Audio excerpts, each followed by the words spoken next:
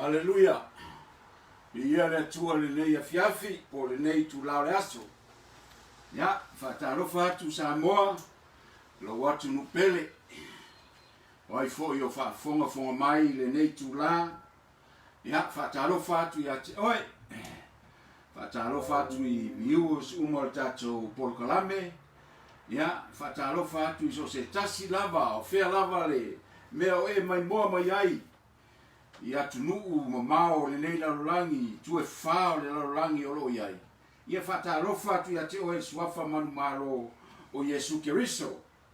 Ia whatarofa atu fo i wo mapaanga masani a le tato Polokalame o le e karesia le nei o le CCM o le Christ Crucified Ministry. Ia e tautua atu lava mo oe malau sa valinga mo le li. Ia, avea ia le nei tula Samoa e whatarofa atu ai ia tatu ta mama tina matutua. Io e oro fai le faiva o le tatalo. Whawhetai la o tau tatalo. O aro faiva foi ia au na le atua. Ia mo le tau suina o le vai o le ola. Ina ia whapea o na whasusui ina pea ia matala i le finangalo Yesu i le larorangi. Ina ia tele ni tangata e o i le ola whapavau. O le aunga le nama le whamoe moe le na o le nei mea tātou te whaia o le tala ia Yesu po le o i le lo. E alanga o le lo. Fia maua le ola whapavau. Ia avea ia lo nei tangata e whai masui. Whamarurua tuai i viewers ma le paanga le tatou Polokalame o le nei afiafi ia sa whapea e mātou te o mai umai ma le sunga le taitai ia e maise fo ia le au whaingaluenga le atua ia olo o iaini whaalavelave e tatau ai olo iaini whaalavelave e tatau ai ia mo le whaangasolongo Polokalame o le nei fo i vai aso. Ia le wa vea ia u fai masui e tātou te mafuta i le nei afiafi. Ia matufa atu fo i o le alava se whamalosi mo i tātou e ala mai le afionga le atua o le mesili o na tā ua i o tātou ta lia ma le fia fia. Ta lia ma le loto fia fia le afionga le atua. Ia whatarofa atu ai lau sunga taitai pasta kelemete ma le whalitua ia Amy Warren. Ia o te masaro o loo malanga atu i le nei vai taimi o loo ilungo le ala. Ia lo whangia e le atua le whainga malanga. Ia taunuu ma le fia fia. Ia le alofa ma le anga le lei o le atua. Ia whaatari mai fo i le auso sunga ia whatarofa atu fo i le sunga i le whawhengainga ia pasta i Isaia Petelo Kereko Lio ia whaletua ma le mafutanga whatarofa atu fo i le sunga i le awao ia Lance ma le whaletua ma le mafutanga i Aukilani New Zealand ia ele ngalo fo i le tato uso o le sunga i le tiakono ia fele ia ma le whaletua ma le mafutanga i Samoa. Ia whamanuia tele le atua ia o tau sunga le nei afiafi. Ia o te langona fo i la o tau tataro mai. Ia wafo i se upu mo le ngata i lea o tātou lava e to e lui tawina ai o tātou tau whai leli. Ia ai le ngata fo i lea o Samoa o lo whafonga mai. Ia vi ia le atua le nei afiafi. Ia masalo na e tāpena le whapusa i isi tua le laulangi lea o saundo tae au le loto. E pei foi la i nei mātou, whataro whatu i ate o tau mai i Queensland, Brisbane, Queensland, Australia. Mātou la o le mātou a sata e au. Ia o te masalo e whapena foi Samoa, wha New Zealand. Ia o tātou uso i Amerika Samoa, Amerika, ia maisi atunu ia masalo o le aso ngafua lo lato wasa ia po le lato aso valaile nei ia e whatalofa atu ia te oe suafo Iesu. Ele o le aso e taulia. O le mesili o na taulia. O lou soifua ma lo uola. E ola ina pea ia so umarava. Mai I le atua. E whaftaia I le atua I le ola fou. Ma le malosi fou. Le o tatou mau ai le nei ola. O le ala se isi me fai. Faa o ngā tatau le ola moleri. Faa o ngā tatau le ola moleri. Ia, ni ia le atua nei a fiafi. Ia.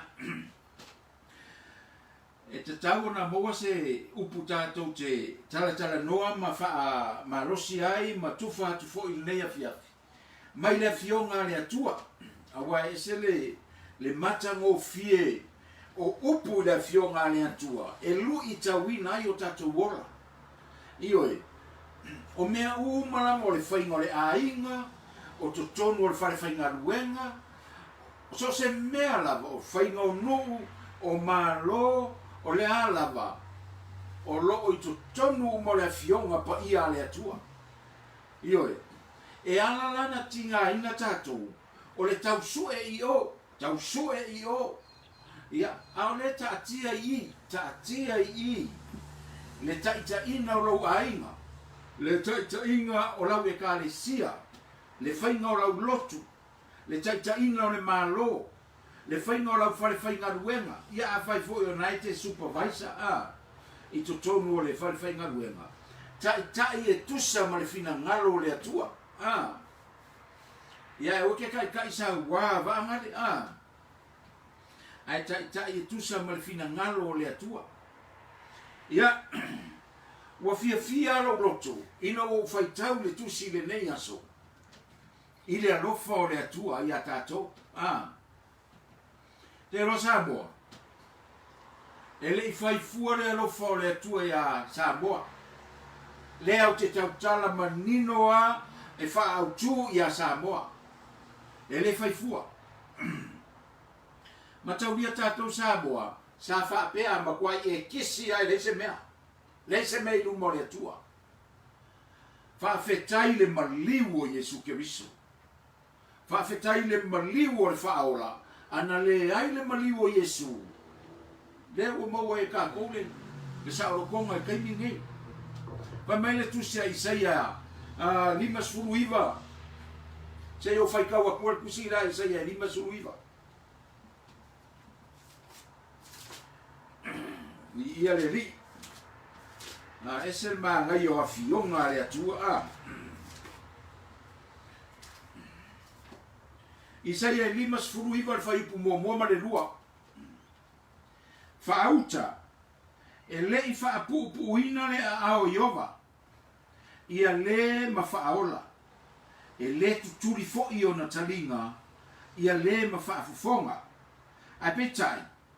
O a o tau ami o le anga, ua whai ia ma vapupuni I le vao o tau malo o tau atua. O a o tau anga sala fo'i, ua alo ai o na fufonga I a te o tau, ua ia le whaafufonga mai ai. Sa mora tunu pele. Ka kou sa lafi kuol me ka o le sala. Sa lafi ka kou kuol le sala.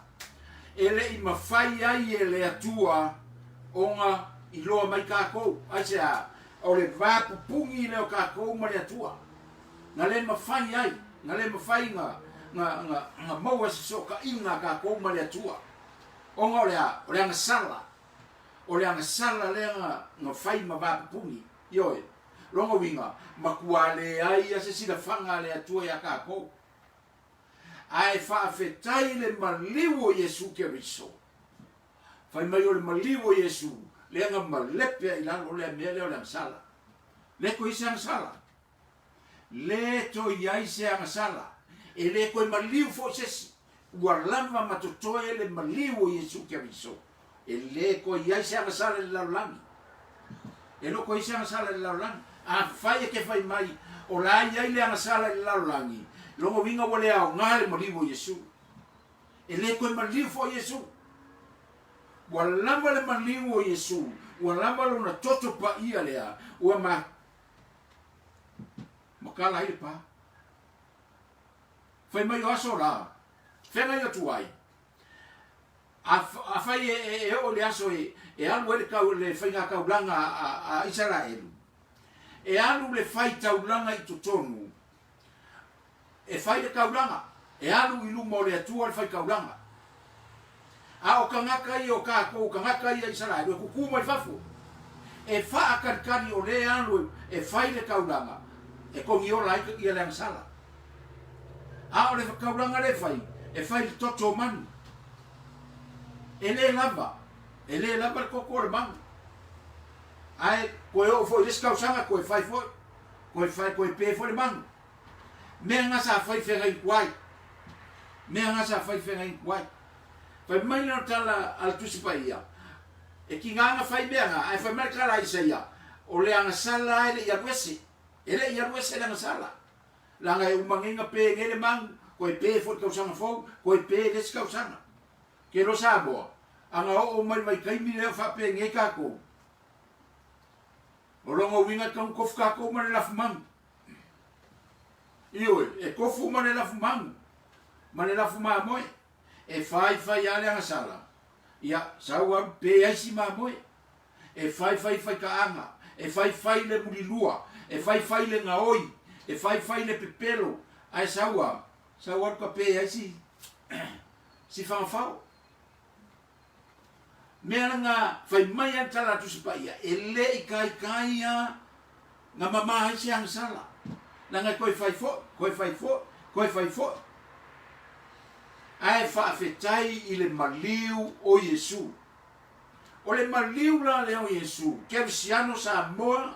O le maliu o Iesu. Leanga maua e ka ua me ka u. O le whiangai nga maleatua. I le maliu le o Iesu. Fai mai o le kaiminga maliu a Iesu. Kei loa. Kosi lua ile ie. Wa le o koi ai se fai kaulanga. Ai se a. Wa lama le kaulanga nga fai a Iesu. Ea. Kong iola ai Israelu. Kong iola ai muese. Mau ai marea mangua muese. Ke lona le mele ia ngai. Ke le koe alu ma se mangu. Ke le koe alu ma se isi mea. O le ale me ufai. O oe sa oa i le atua. Ai ma ai le makau kia o le sawa Iesu. Ua maua le avangoa o oe maau. Anu sa oa i le atua. E le koe peo mea ngai whengai kuai. E oso i o le fai kaulanga. E oso i a mose por ase kala mai a le atua. E oso le fai kaulanga. E fai anu fai kaulanga. Ai a lakula le fai kaulanga i anga sala. E oki kongi o le fai kaulanga. A le anga sala a iskamaka. Ma le anga sala le fai kaulanga. Ai whaafekai le maliu o Iesu. O le maliu la leo Iesu. Le lawa maua i lone. So ka inga ka koma le atua. Samoa. Ele se akua o Samoa. Ele se akua o nguese. Ele se akua o nguese le akua lea. A le maliu leo Iesu. Le ua maua i lava ngoa ka ua. A whai te leta tonu Samoa lau tala. O le i le tusi pa ia. A whai o ngai sau tusi. Ia, na sua i fole sa mo lau. Pe a whai o hake ia ngā, sua i fole lau tusi de Efeso e lua. Efeso e lua, sei ele leile a vatu o tala lau tusi pa ia. E wha mao ni ai mea nei tātou te. Lua le Efeso. Lua le Efeso whai upo sumartasi. Whai upo sumartasi. Le lau whai tau atua. Fa mole fa fonga le mai sa moa o ta ua ele o ta elo se atua o ta ua o le atua Israel o ta ua makua ile aya ka ua fa fonga mai sa moa o le nei i o tau manatu sa fa pau o tau ana mua i la le tino na ta ua fo i o tau o e le per tomeina o e o ta ua perito meina i le tino ua whai e lima. Whaafonga me sa moa, o ona po ia sa le iai i ate o tau keriso. Sa tangata ese o tau i le sauninga o le malo Israelu. O tangata ese fo'i I feagainga ua iai le mea na folafolaina sa le ai so o tou fa'amoemoe le ai se fa'amoemoe sa unoa fo'i ma le atua I le lalolagi ioe makuale ai as kākou a ona po nei ona o ke riso Iesu ona po nei ona o ke riso Iesu o tou sa va maoa na mua ua fa'alata ina mai ai I le toto o ke riso awa o ia tātou telele ai ua na whaia ia tasi sa lua nana soloia fo'i le pā vai loto sa vai lua inai ua ia whaumatia fo'i I lona lavatino le feitangai o le tulafono lea I le poro inga I le upu fasino ina ia li liu ia lava le to'alua ia fai matangata fou e tasi o le kele I o mea ia saukongo le mea lea Samoa lea e kaukara sao ari kusipaia anga le ai Yesu e le ai se so'okanga o ka ua ma le akua o Israelu o le manatu le kau avaku Samoa le whaafonga aua kako ke kaaalo I le whaorokanga aua kako ke kaaalo I le mea fua I fua mai a le atua I muese langa ele se kako akua o le apua o Israelu le ua mau ai le mango ka ua fai matala a Paulo muese aua ko ke whaafia poko pe aua ko mau le whaorakanga ke lo le mele a ringa ki ngā I a le auso ki ngā Israelu o le waku fua o muese I le lako akua au ngaku fua le lako akua atea e lole le Israelu vivi I le lako akua e lole le Israelu mea uma whaakongu mai le lako akua e whaita alan mele o kupu muese ka aalo I muese makua I ka aalo I amu ese I le whaora tanga le wa mai le atua wa ka aalo ai a whai loku pule ala ko I whainga e ke le aku mea lai I e whai ele loku I lo mea lai e ke le aku mea lai I o kangaka e whai ele loku lo le mea lai mea ngare kupu muese e makua I whai ai muese le meka o le varivali makua I varivali wha maangai al whainga I onga mangaku maonga langonga ale ka kia le mea lea ka kia le mea lea o le upu ale atua o le upu ale atua ngā mai a kākou aua kākou maua whai lo ne mangoa I māgaia whai whanelei le loko o Yesu langa e lese mea kākou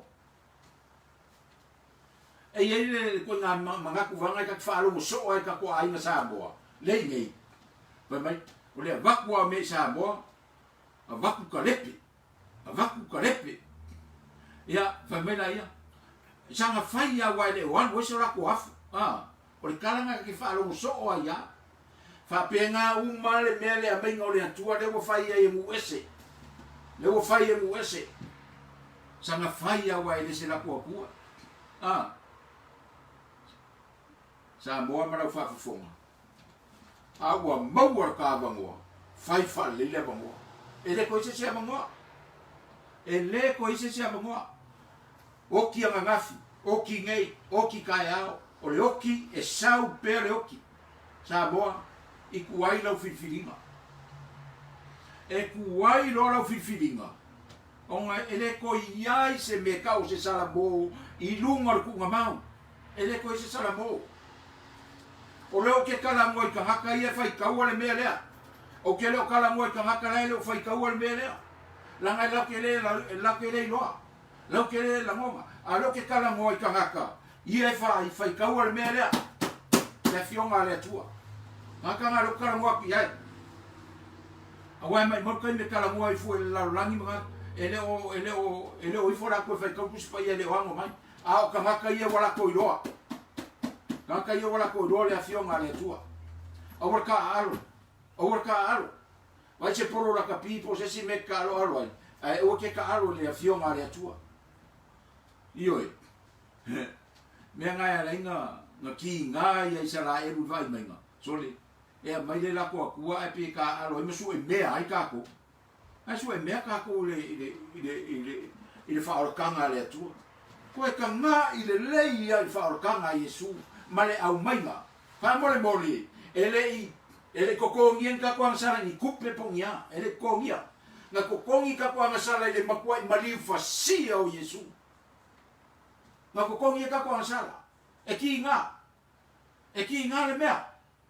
Nga makua i maunga ne mangoa oe Samoa.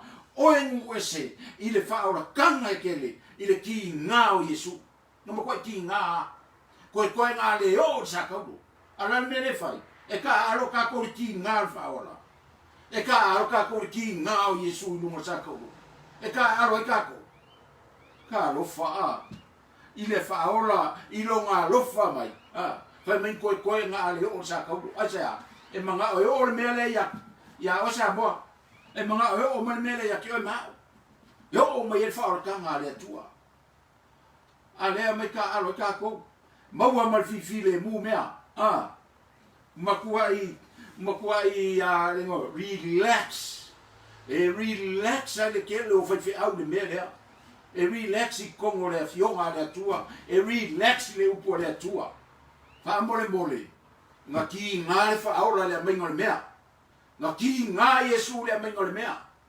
Wa lama le kala laurangi, whai mai kala laurangi. Ngai le cornito, dua cornito. Lea, ki kilo sao mai le mea lea. Vai. Lea. Whai mai, o le mata upu i le sātau o le balea ie o le malaya. Ioi. Aisea, e maka ngā le mea ngā o ia Yesu, e maka ngā. E ka kaulanga ia ke oe māu, le loko, e makua i ngau le loko, kau kere ka alo le whaorokanga. Se nanga ngā ki ngā i whaora. Ngā sasa, o whao, o lea, o kam whaia o mali mea ke oe Samoa. E le ka kaulanga kako ka alo ai. E le ka kaulanga kako whai sua in kako mea. E le kau whai e kako whapengal whaorokanga.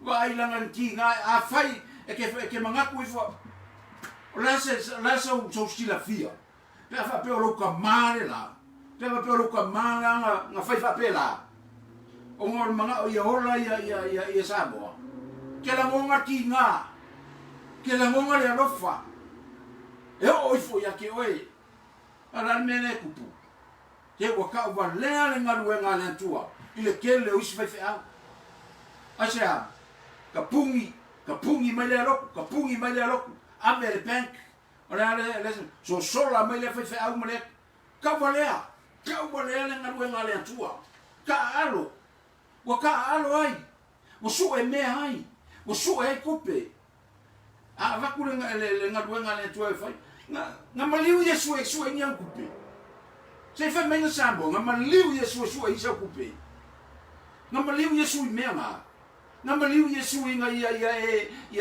fia mai. Sole, nga maliu Yesu ia o mai whaarokanga i USA, ia maua oi mau le ora e whaababau. Maliu ngā Yesu, maua kāwa ngoa, i le ora e whaababau.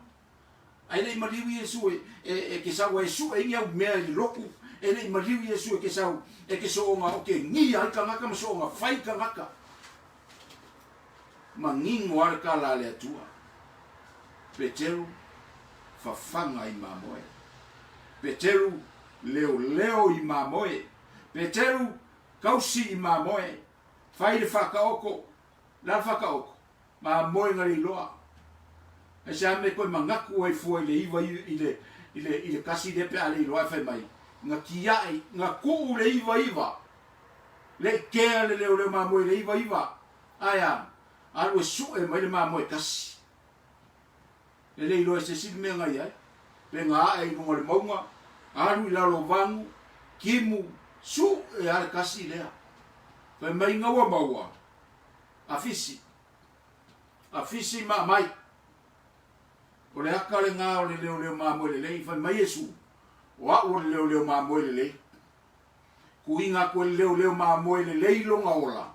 E sui ai mamoe. a fai o nga ke leo mamoe ko fai kau afa mole por al kala Yesu le fai ma la le kala ku spaia leo fa le ka ko mamoe leo fa le mamoe o si mamoe e ke va kwama ma waku ia lan leo fai ka su e solo loku waku le loku ke lor kala leo mamoe ko inga mamoe ale aise upu fa winga le atu e kongo loku menga le fe vai mamoe le aise upu fa winga le atu e kongo loku ngai fa fe vai mamoe menga ngai fe vai ai fia ai na markala nga kuspa ia fai mai fa fanga au kako sole ia ke longa kako sa bole mo ele ko nga menga ngal fa le kongo al mamoe ko ingal mamoe sole le ai e kua inga e ka koma ia mamoe au Yesu le kua inga Yesu le mamoe e kua inga le atu le mamoe io e le kai ya manga ku Yesu yo ile mamoe e manga ku mai Yesu ole le mamoe le mafuanga o me uma langa kelo ka ka fa longo le mamoe o le kelo ka ko le kalisia fa longo la me fa au me ngai fa kelo la kelo ka makala lang mo fo loko lak fia ngai ngamal fa lak fia ngai ngamal fa wa ku fia ngai ngamal Yesu ku fia ngai ngamal Yesu fa lak fia ngai ngamal fa che ka sa o ye ka ngaka le upu o le ola ka u ka ngaka le upu mongi ka u ka ngaka le mea mongi ka u ka ngaka le o ngaduenga e ola isesi ele o ngaduenga sawa isesi do le fa mau ka u ka ngaka le ai ele o ngaduenga io e ka u ka ngaka o le fa ku mongi ile atua o le alofa ile atua ele o ngaduenga ngai mika skaka io e ele o ngaduenga o le sika ngaka le ngale fai ngala mangale aga pe o ngar ka buka ya sorry ase me a fai o ngar ka buka a fai o ngar ke fai le farsa mai wa me fa le kongo e fai sini manga o le tu lo loko ngai manga ia o me ngai fai ngai manga ia a o me ngai muriaku o me ngai muriaku fai fo o ngar ke fai me ke le kongo le kalesia ele lei o ngaruenga le lei ai muri aku menga e muri a wai lei se o nga menga pe ale sa oi pe ale sa wa ele sa nga lango le fa ba ele o yengi ngaruenga o le ora fa ba nga o nganga o kangaka o sao le ora fa ba o ila ko nga kalia le pumongi le atua io kanga le ku mo le ora fa ba a ngaruenga ele o ngaruenga se ora fa ba o ngaruenga muri aku ya oi pe ya me vanga lo wali sambo ya ai muri aku wako pa pe nga umane o langa ka ko le fa ora inga fa mo le sambo o ta to nu ese ka ko foi fa le avangoa wa mau le avangoa fa ele ko isa avangoa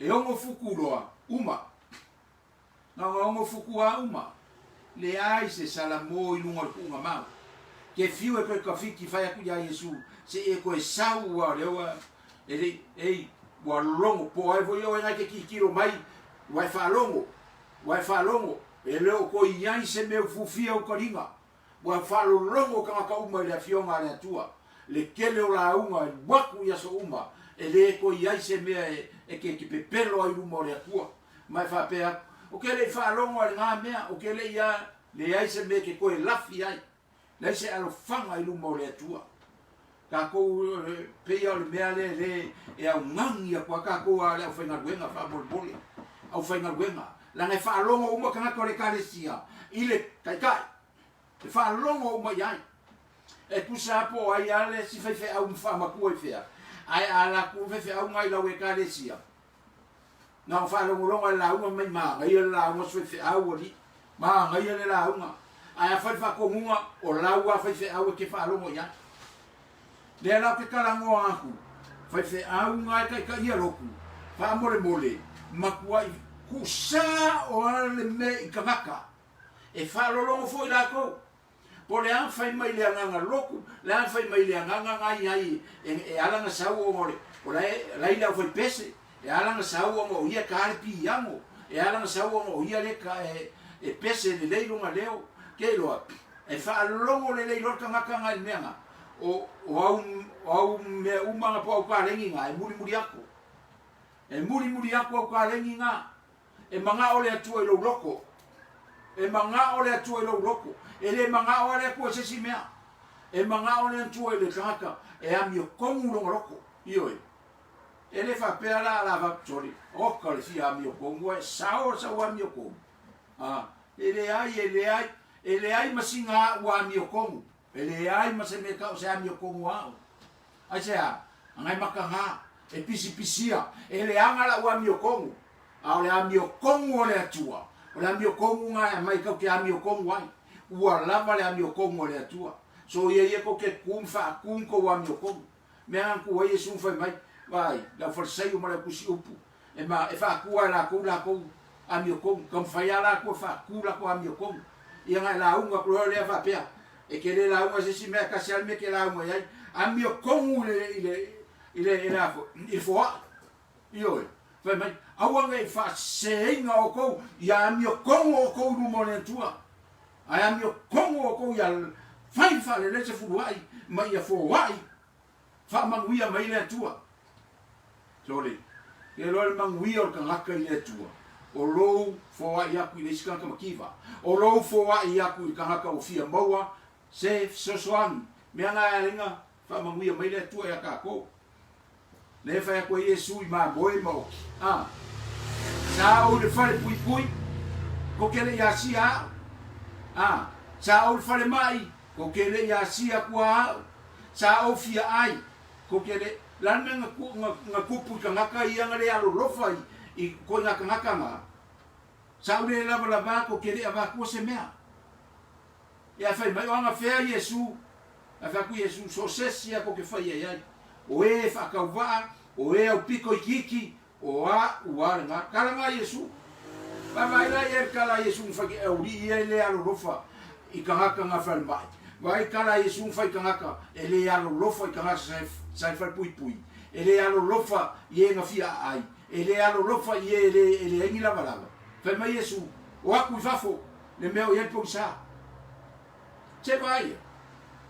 nga luenga la nga le fa ya ka ko nga luenga ye fa ya ka ko oka nga luenga fia ka ko u ai ka ko nga luenga fia ka le lei ai ka ko sa boa e alang fa ya ku le e le ko ia sa mango ka ko e ongo fuku ro ka ko le ko ia sa mango nga lo mo ingi fa uma le ko se mea na paua le manga o sa kangi la yai o le ave o ka ko se ho le manga o sa kangi paua ngal me manga o sa kangi o le ave o ka ko se ho e le o manga o sa kangi ia makua i o ka ko mo le o le fa baba na paua ngal me le sa wai ia ke vai la le ska ka ku ko fa ya la mes me ma fo kai me ko ki so nga ava va mo i mala unga mai nga me le o ma ko ro le ku sa boa e se le iloa ese el caricongo ese savali le upumongi io ese alo ilo Yesu ese lo caricongo ma savali le upumongi le atua ma fa ma ongi le mio kongo le atua ave oi ia no winga wa makua angelu wala la kamaka le ai le se angelu ole mio kongo le atua kau ke o le awala e pa u dalo ku lunga pa u dalo awala kan la warakang kau ke o ai ka ko ke maua faika e fekaya i ka ko ka fa makalanga ale mele manga mia o le loko pe sulu lalo e ku fo ai lunga ya fia maua le ola fa va so ye ka ko ke fai pai yere nga ruenga le tua so ye ka ko ke fia kupu fai nga ruenga le tua so ye ka ko ke fia pos le fai nga ruenga le tua so ye ka ko fia pule fai nga ruenga le tua e le se upu kongo kusi pa ia fai mai e ke pule le se me fapenga le ai ma se me fapenga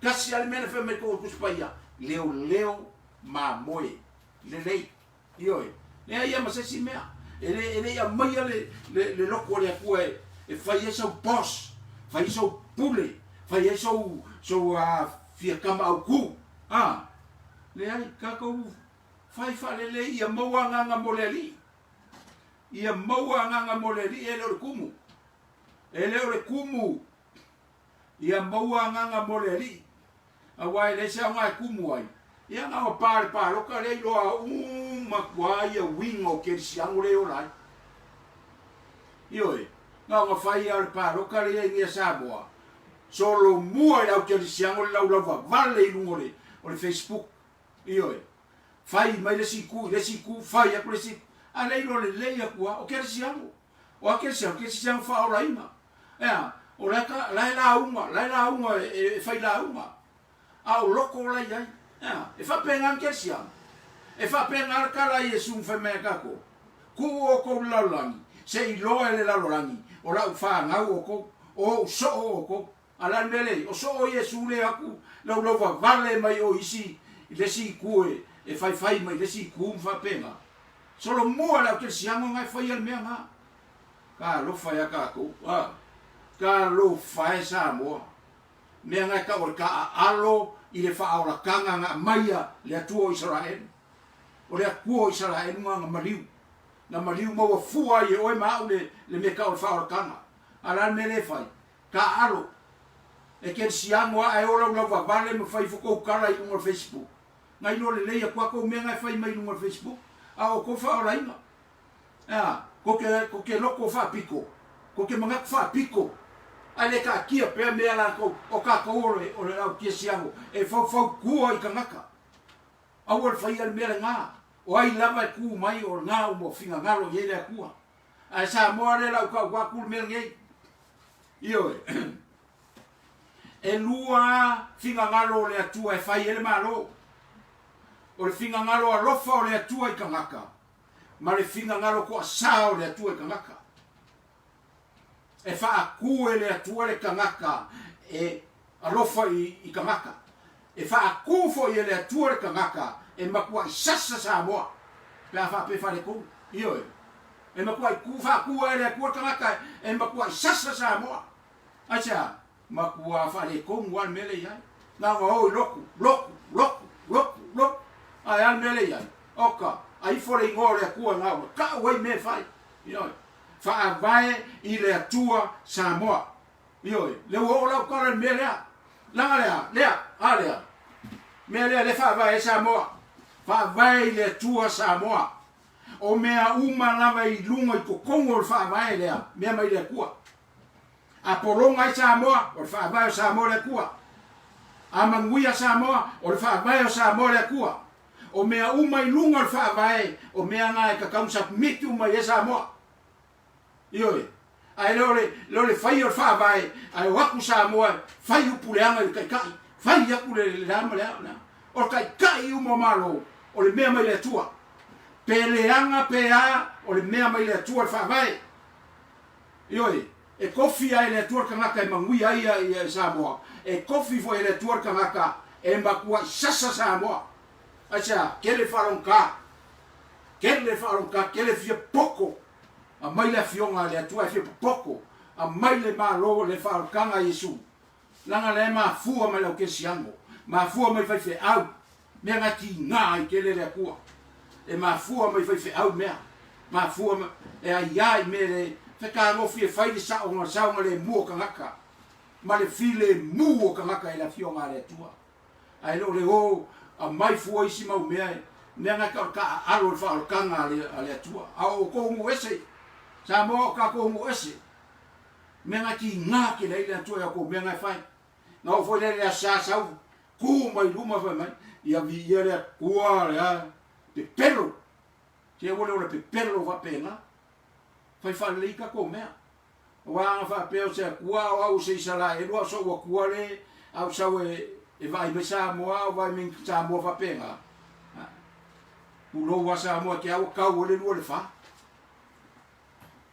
le ilanga ele mali a yo ele mali ko mele fai ka ko ye ke siango le o fai mai upuleanga i lungo le o Facebook fai le siku fai mai le siku a ke siango ianga ko o mai foi le sa ke o for ma fai ko vivi o ke o for ma fai ko vivi le ko ke no elo ko ye sianga sale le lalan wa ve ese Yesu le sale le lalan al ko o mai pepelo ngai lumo le ko ke no le ai masinga fa fonga me le ko me ngai fa ele fa pena vese ya lang salanga mangalo mai ka ko le ai ku sa pe kau mai ole apu a ele pa ia ke le ros mari io e ku sa po o mari Yesu fa ora kama a ele kalia el mari Yesu wala valo biloanga ke awe se hot sa boa ya e ala fa ya ku ngai kala mala para pakai ia ka ko mo le ola fa baba ole e malenga ole me ngali no fa loko sa moa ia mo le ola fa baba a fa yo fa ngali ka ke le mo le ola fa baba ya fa ngali ka ko me ikua wale le mai le si va yaso fa le kongu mai le si va yaso le amio ale ka ko sa moa e fa le kongu me ile a inga le so fua mara so rua ai sa we markala ia le ko ya kuchelo ai o le me le kupu o le me ile si ele kongeki le ro ele kongeki ngi me ale akua ai oso la vale la morti aporo e po fe ale me fa sanga ai kasi al me ne sa wai e sa we a kensi ile tua me voi ngai makaala kako makala ke ofo wala unga so o fai fe au wala unga so o so skangaka le upu le atua so ke ofo ngai ari ele poko aso poko ia la ngai le ma ngai al morka o ka ko valea kusa ape fa ke le yo fa ilo ngai sa mo e ile la lorangi e ke alu lo mo le akua ele ilo po akala fa e ke le ala ku ma me ngai lu mo le akua kasi al me manga ile akua ngai faia la mi ko mo le tu i mo faia ala ngai faia ma fa le kong le aso e faia pa u fai ma pa u akelo o pa u so ele le ilo ele angale le pe o le se ringa ke ai uma la o kwa fa se awa lai ke afa penge ko malo a ke a fa se po ka yo o me fe al ale ke la ke ma ka kala ina nga ni lo po ara nga a ke va penge a nga pa ia kwa ia fe fa uma o ki lo fa pe kwa po le le me la pa u ya Samoa o ke pa u fa pe nga o ki nganga e loa ke pa u le mela e fa ya fa pe nga u mar le mela ko fa e kwai ka manga e pe ke a kilo ko pe le ku e se su el me pa u ku ya na pe ale le lupe va nga le e fa nga le si la awa pa u mama e pa ia ku ia su a se me a ba la ku fa pa u wa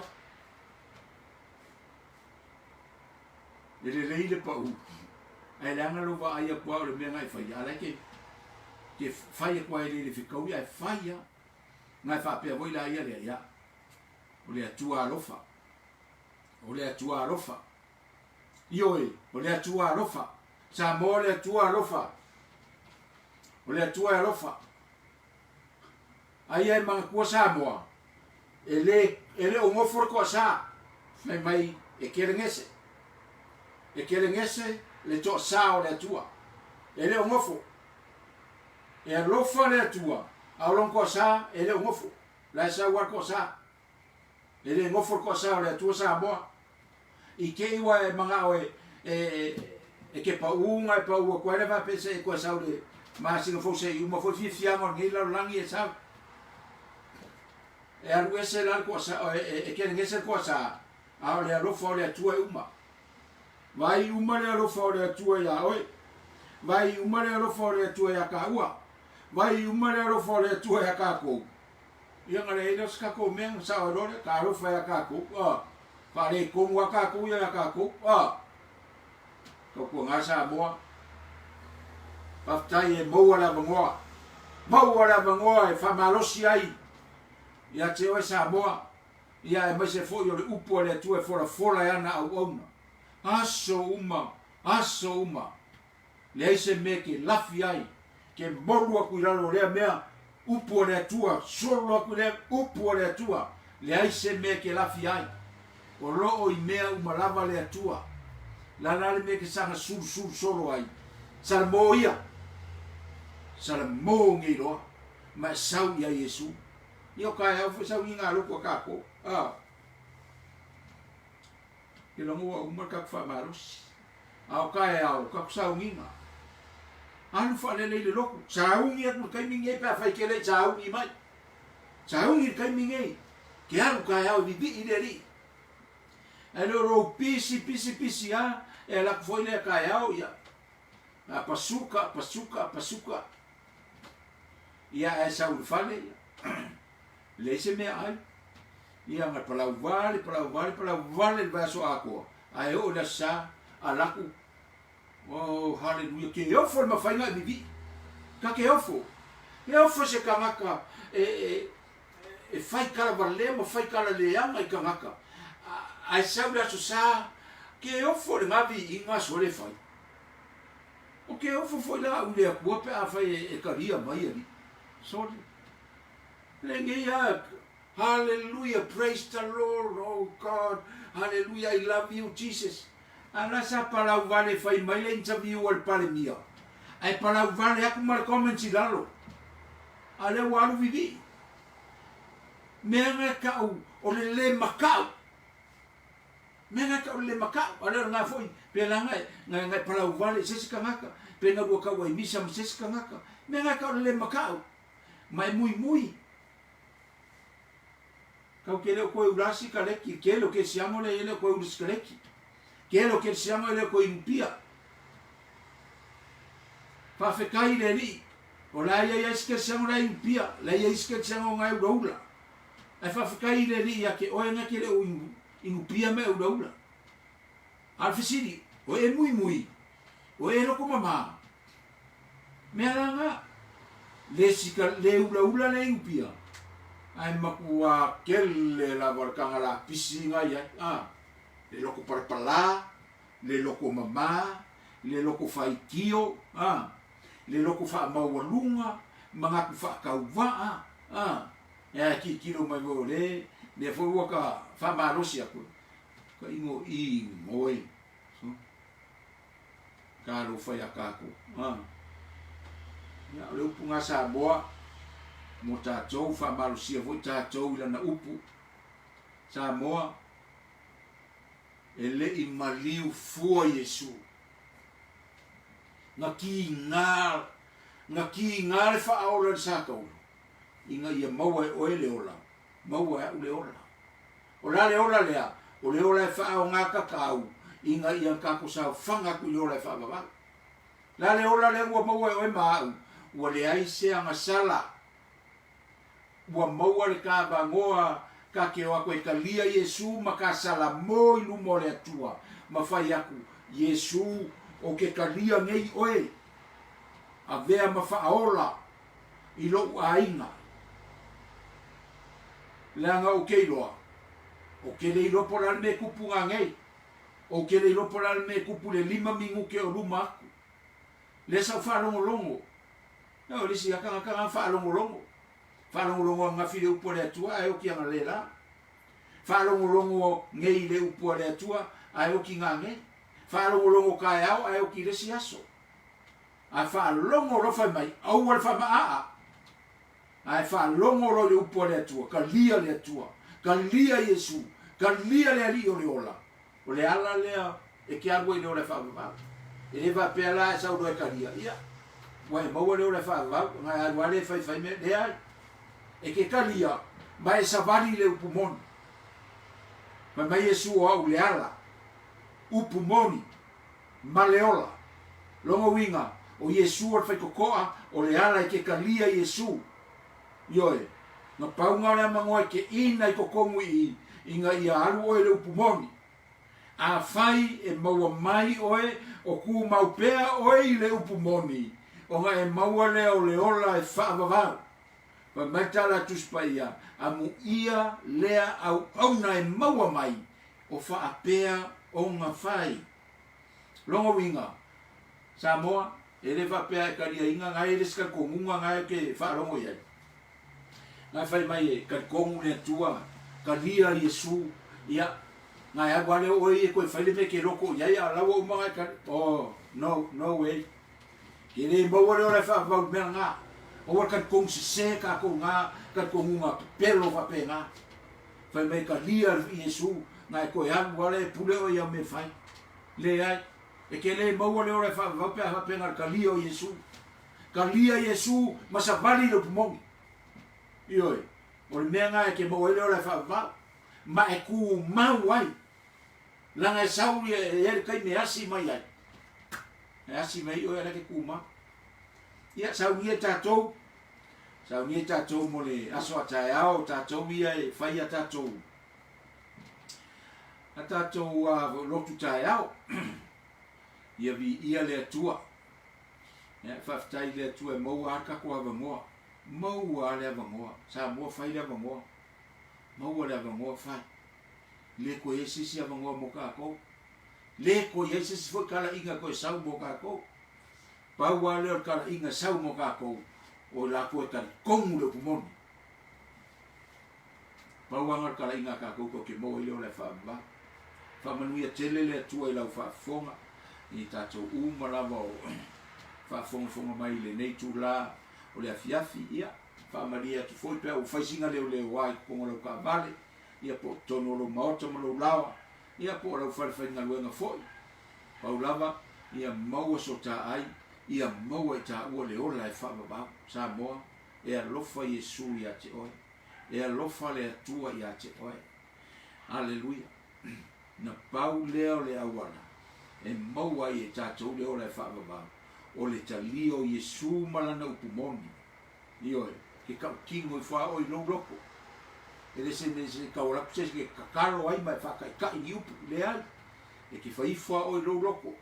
Mai kalia le upumoni le atua. Ia mai salamo i lumo le atua. O kako awalanga i le ora e whaababa.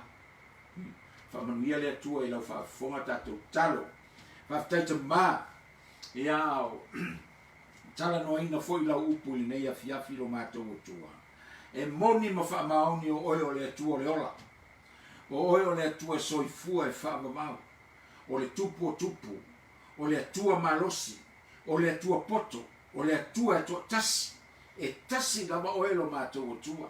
E moni ma wha maoni. E le aise tusa ma oe. Whaftaita mai le nei a fiafi. Mātou tala no foi ma wha so atu. O lau upu moni. O le suru lea i o mātou vai ma le malamalama i lo mātou wala. O lo mātou wala o oe Yesu lo mātou li ma lo mātou whaola. Whamanuia i si o mātou atunu o Samoa. Whamanuia foi le whaafofonga i lātou umo viewers. O ai umo pāanga a le nei poro kalamele li i e iai lau whamanuianga i ate i lātou. Talo foi lo mātou tamā. I awane i anu lau upu. Ma le toa sā i o mātou tangata. A ia alu la upu ma whamanuianga i loto o mātou tangata. Ina ia maua i lātou le ola e whaababau lo mātou o tua. A wae moni lama. O loa lofa e mua. A o lou toa sā e muli mai. Lo mātou o tua. Ia whamanuia i sio mātou atunu. Whamanuia foi le li ie o whaafonga mai le nei a fiafi. Whaftai mo la upu. Ia whamanuia foi sio mātou tatai. Ia o malanga tuai la ua i lunga o le ala i le nei tu la. Pea lava se mea ua o wa ngā i ai tamale li ie. Ia kawa ina i le mana o lo toto pa ia. Ia whamanuia fo i le li ie. I sunga i whawhea ngainga. Sunga le awao, ma sunga i te akono. Lo mātou o tua. I tono se mātou e ka le sia nei. Whaasau ni o mātou tangata. O ata e au fo i a mātou sau ninga. I nisi tuo le larolangi. Te talo fo i e whapeo na whaaso oina. Whaaso oina so se meo i ese Samoa. I e whaaso oina i le mana lo o nganga pa ia lo mātou o tua. Whaftai tere lava tamā. I e fo i lava le vi inga i a te oe. Ai tu mau mai le whatau waa i o mātou tangata. Aleluia. Ia vi ia oe lo mātou tamā. nei se ia o le whaavavau lau. Amen. Ia whamalo Samoa, malo lava i le nei tula, le whaafonga mai, ia whaafitai mo paanga fo ia le Matou Porkalame, CCM, Christ Crucified Ministry. Ia whaafitai le tiuni mai Tatou Porkalame nei afiafi, ia whaafitai fo i mafutanga tautasi, i lausunga le whawhiangainga i Melbourne, lausunga i Isaia, ia ma le whalitua, ia whapea le mafutanga, ia whapea voi lausunga le awao, lanci tonu au kilani, ma le whalitua, ia ma le mafutanga, ia le ngata fo i lea, ia o le sunga le tiakono, ia whele ma le whalitua, ia ma le mafutanga i Samoa, ia vi ia le atua, ma lo lava le whaamalosi mo le rii, ia ma lo lava Samoa le whaamalosi i le atua, ia o le tatou Porkalame tae au, le asa, ia maua soutaimi, ia lai watu le tatou sauninga lotu i totonu o Melbourne, i le afa le se fulu i le tae au a tae au, i le taimi i le a Melbourne, tae au, ia le sunga i le whawhiangainga, pasta Isaia Petelo Kerko Lio, ia o le sunga na i whawhiangainga o le a lai watu lato sauninga tae au i le afa se fulu. Ia, pe afa pe moa so taimi. Ia whamanu ia te le lava le atua i fuafuanga o le nei afiafi. Ia, Lord bless you. God bless.